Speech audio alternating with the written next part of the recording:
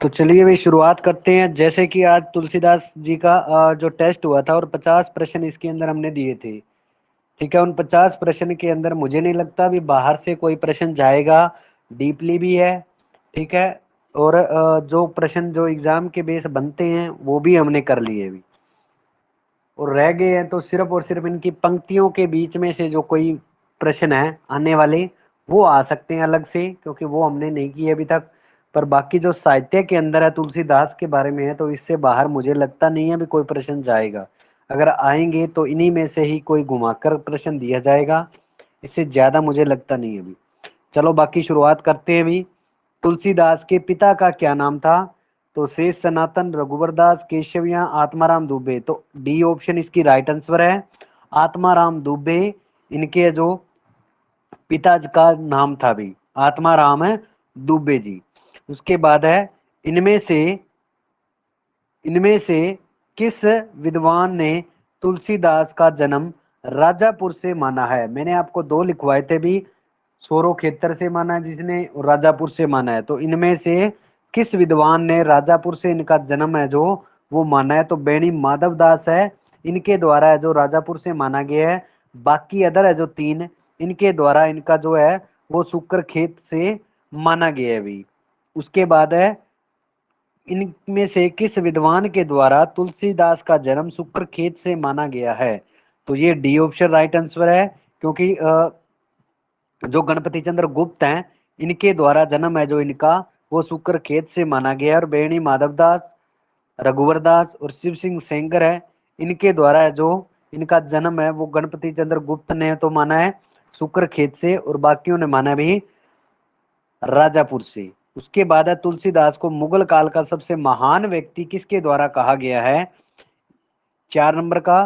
तो ये अभी प्रोफेसर स्मिथ के अनुसार है वो मुगल काल का सबसे महान विद्वान है या व्यक्ति है। ये कहा गया है, किनके द्वारा कहा गया है? तो विद्वान स्मिथ के द्वारा ये कथन है जो कहा गया है अभी। उसके बाद 5th नंबर है, तो इसकी कोई भी ऑप्शन नहीं दी थी। तो ये अभी बुद्ध देव के बाद सबसे बड़ा लोकनायक की बात है, तो ये ग्रियर्सन जी कहते हैं। ठीक है, 5th का आंसर है अभी ग्रियर्सन जी, क्योंकि मैंने इसकी ऑप्शन है वो भूल गए थे। ठीक है, बीच में स्किप हो गया था ये प्रश्न, तो इसकी कोई भी ऑप्शन नहीं दी गई। तो आप ध्यान रखें, जो बुद्ध देव के बाद सबसे बड़ा लोकनायक है वो ग्रियर्सन के द्वारा तुलसीदास जी को माना गया अभी। उसके बाद 6 नंबर है, 6 नंबर।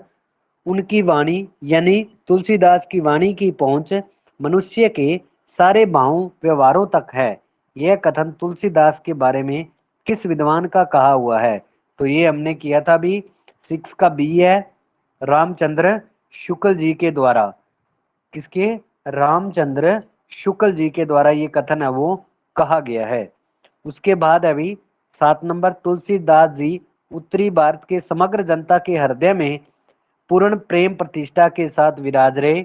यह कथन किस विद्वान के द्वारा दिया गया? तो ये भी किसके द्वारा दिया गया है? रामचंद्र शुक्ल जी के द्वारा ये कथन भी दिया गया है।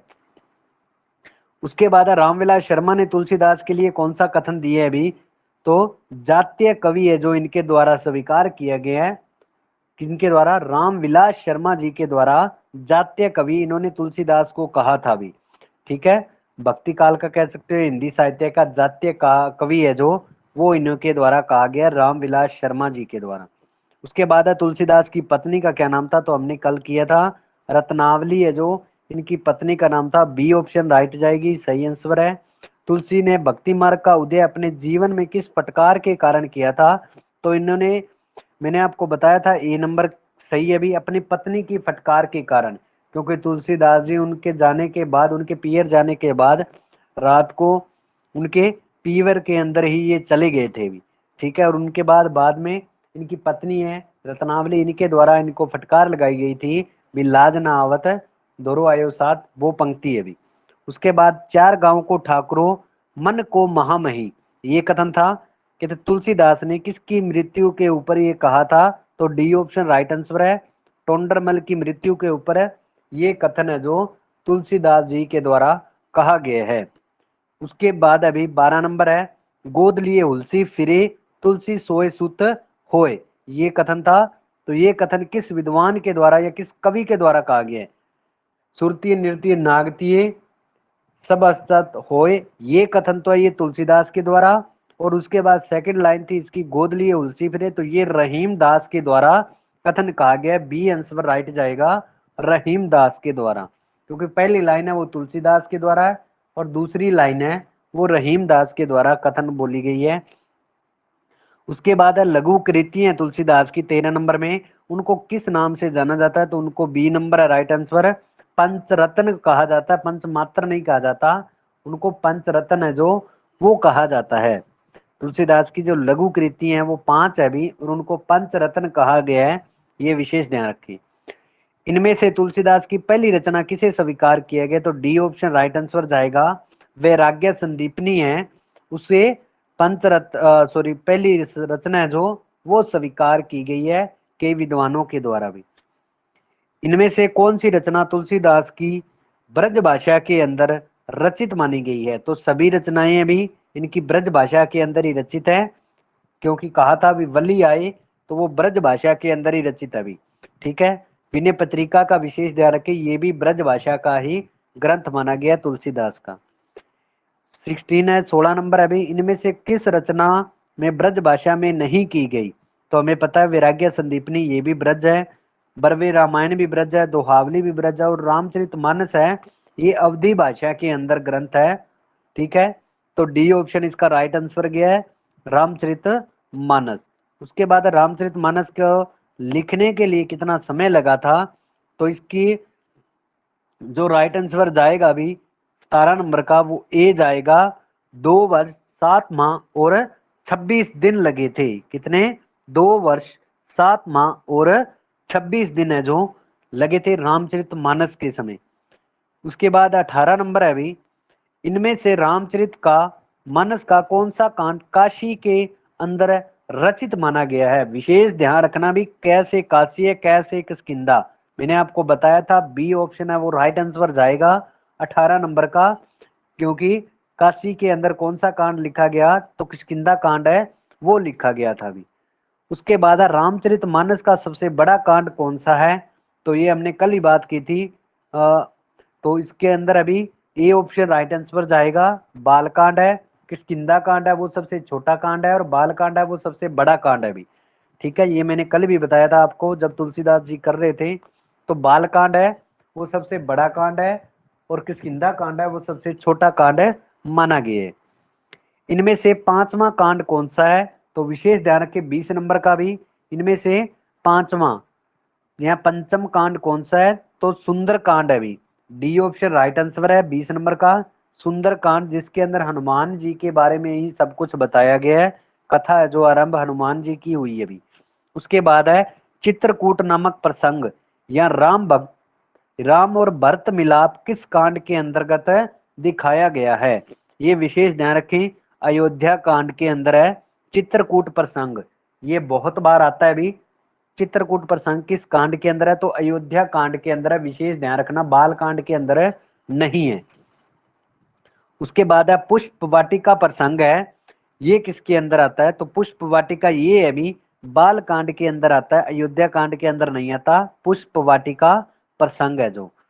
इसके बाद है लक्ष्मण परशुराम संवाद है जो, लक्ष्मण और परशुराम का संवाद होता है जब धनुष तोड़ते हैं रामचंद्र जी, तब वो किस कांड के अंदर आता है, तो ये आता है भी बाल कांड के अंदर। ठीक है, इसका राइट आंसर जाएगा बाल कांड के अंदर ये आता है, जो लक्ष्मण और परशुराम का जो संवाद है भी।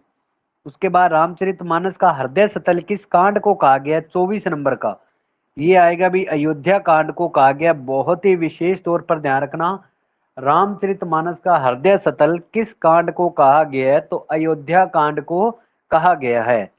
ठीक है, उसके बाद आता है 25 नंबर में, अशोक वाटिका प्रसंग किस कांड के अंतर्गत तुलसीदास ने रखा है, विशेष ध्यान रखना भी 25 नंबर का है अशोक वाटिका, और अशोक वाटिका को किसने उजाड़ा था, हनुमान जी ने, तो इसका राइट आंसर जाएगा सी, सुंदर कांड के अंदर। उसके बाद है आचार्य रामचंद्र शुक्ल ने एक आध्यात्मिक घटना कहकर किस प्रसंग को कहा है, बहुत ही विशेष है भी आध्यात्मिक घटना, आचार्य रामचंद्र शुक्ल ने सी नंबर यानी चित्रकूट प्रसंग को माना है। ठीक है, तो 26 नंबर का जाएगा सी। ठीक है, विशेष ध्यान रखें 26 नंबर का सी जाएगा। उसके बाद है स्वाद सुखाए लोकगीत एवं लोक मंगल का ग्रंथ रामचरित मानस को किनके या किसके द्वारा कहा गया है। 27 नंबर का, ये समय तुलसीदास ने इसे कहा था भी, गोस्वामी तुलसीदास के द्वारा ही कहा गया है। स्वाद सुखाए और स्वाद लोकगीत और लोक मंगल का ग्रंथ है रामचरित मानस, ये तुलसीदास ने स्वयं ही बोले हैं। तो 27 नंबर का सी आंसर है वो राइट जाएगा। उसके बाद 28 नंबर का है भी, रामचरित मानस के साथ कांड है जो, ठीक है 7 कांड अभी ये 7 कांड को किन रूप के अंदर रखा गया है। 7 सोपानों के, 4 वक्ता के, 4 घाट के, या सारे। तो इसका राइट आंसर जाएगा डी। ठीक है, एक,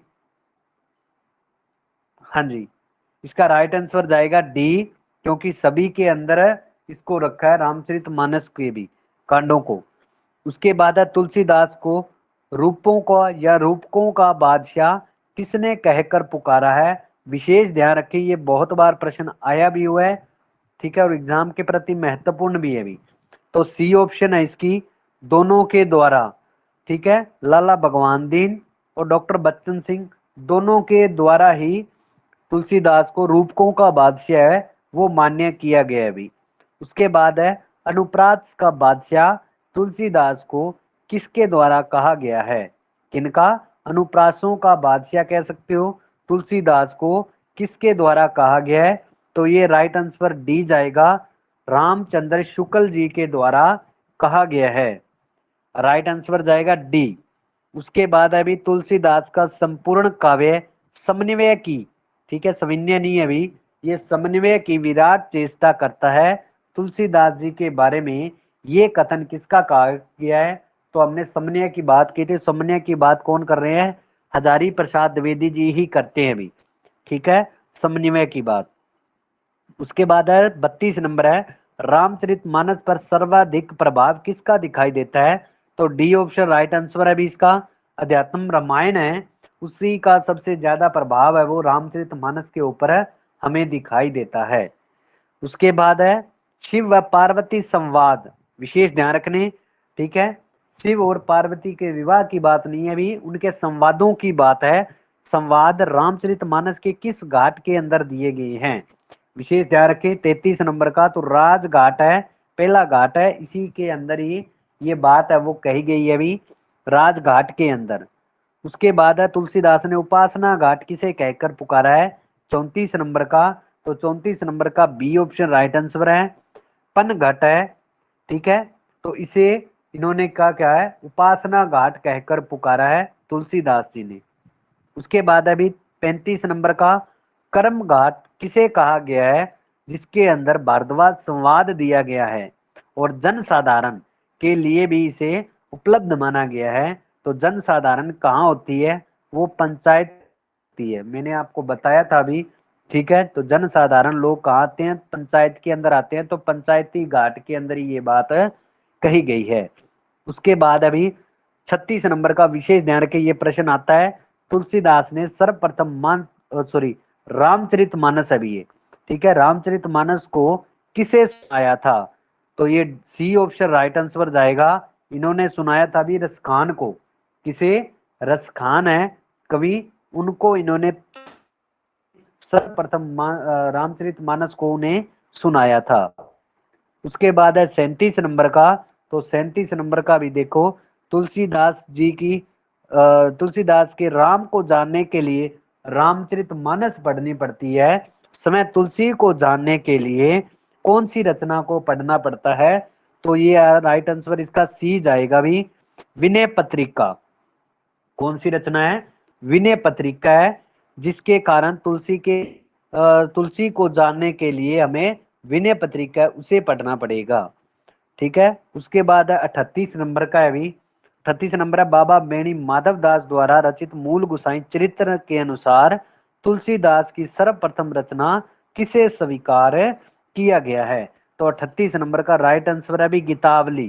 ठीक है, बेणी माधव दास जी ने गीतावली को ही प्रथम रचना इनकी स्वीकार की है अभी। उसके बाद 39 नंबर है श्री रामचंद्र कृपालु भजमन हरण में भवदर दारू।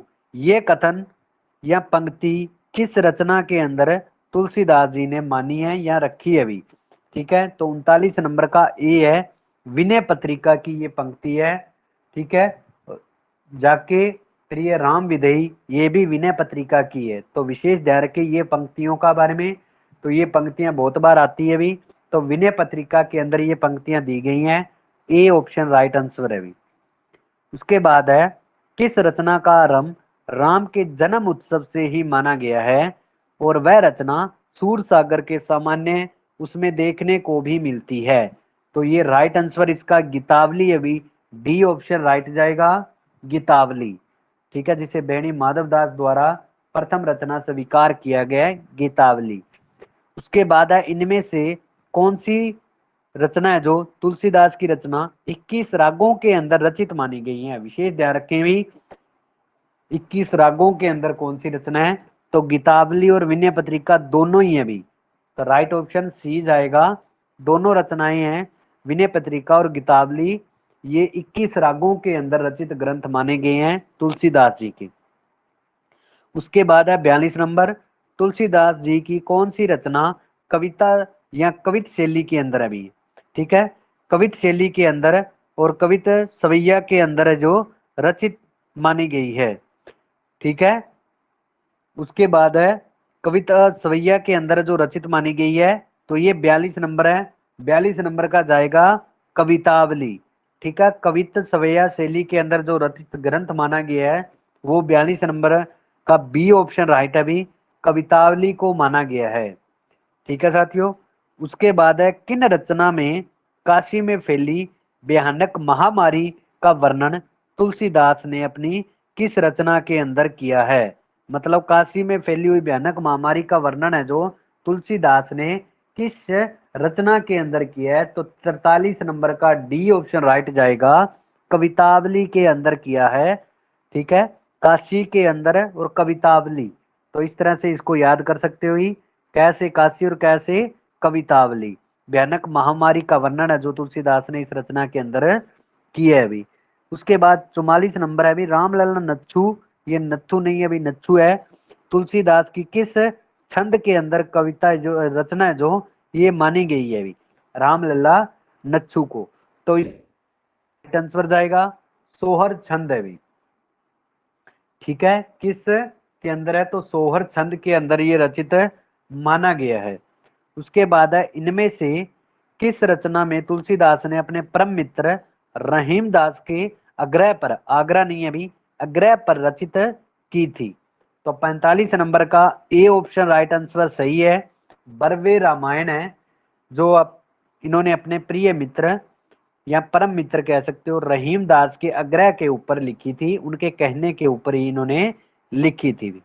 उसके बाद 46 नंबर का है भी विवाह के अवसर पर स्त्रियों द्वारा गाए जाने वाले गीत या गाली गीत तुलसीदास ने अपनी किस रचना के अंदर रखे हैं, तो इसका डी ऑप्शन राइट आंसर है, रामलला नच्छू के अंदर इन्होंने रखे हैं भी। किस रचना के अंदर, रामलला नच्छू, जो सोहर छंद के अंदर रचित रचना है। 47 नंबर का है भी तुलसीदास की किस रचना में शुभ और अशुभ संकेत है वो मिलते हैं। बहुत ही महत्वपूर्ण है भी, ये रामज्ञा प्रश्नावली के अंदर है, सी ऑप्शन राइट जाएगा, शुभ और अशुभ के संकेत हैं वो मिलते हैं और इसे एक ज्योतिषीय ग्रंथ भी स्वीकार किया गया है भी। ठीक है, ये भी विशेष तौर पर ध्यान रखें, रामज्ञा प्रश्नावली है ये इनका एक ज्योतिष ग्रंथ है, इसे भी मुख्य तौर पर आप विशेष तौर पर ध्यान रखें। उसके बाद है 48 नंबर है अभी तुलसीदास के सपूट पदों का संकलन किस रचना के अंदर किया गया है। सपूट पद, तो इसका राइट आंसर जाएगा डी, कृष्ण गीतावली के अंदर है भी। ठीक है, सपूट पदों के जो बारे में है, ठीक है, तो वो है तुलसीदास का कृष्ण गीतावली के अंदर है वो दिया गया है भी। ठीक है साथियों, उसके बाद है 49 नंबर है अभी तुलसीदास ने बहुरोग से मुक्ति पाने के लिए किस रचना को स्वीकार किया था। ठीक है, बहुरोग से तुलसीदास ने किस रचना को स्वीकार किया या रचना की है अभी, तो इसका राइट आंसर जाएगा 49 नंबर का, वो जाएगा भी सी। सी ऑप्शन राइट है। हाँ, सी ऑप्शन राइट है भी, हनुमान बाहुक। ठीक है, तो सी ऑप्शन है जिसके द्वारा 49 नंबर का। उसके बाद अभी 50 नंबर है, तुलसी की भक्ति कौन से भाव की मानी गई है, साख्य, मधुर या दास्य। तो सी ऑप्शन राइट आंसर जाएगा। दास्य भाव की भक्ति है पद्धति जो इनके द्वारा अपनाई गई थी, और राम भक्त थे वो ज्यादा से ज्यादा दास्य भाव के थे। ठीक है, ये भी विशेष तौर पर ध्यान रखना। इनमें सेनापति है, उनका आता भी ये मधुर्य भाव के कवि माने गए थे। ठीक है साथियों, तो आज के लिए इतना ही। अभी ये 50 प्रश्नोत्तरी हैं जो तुलसीदास के बारे में है। ठीक है, इनको विशेष तौर पर ध्यान रखें। धन्यवाद भी।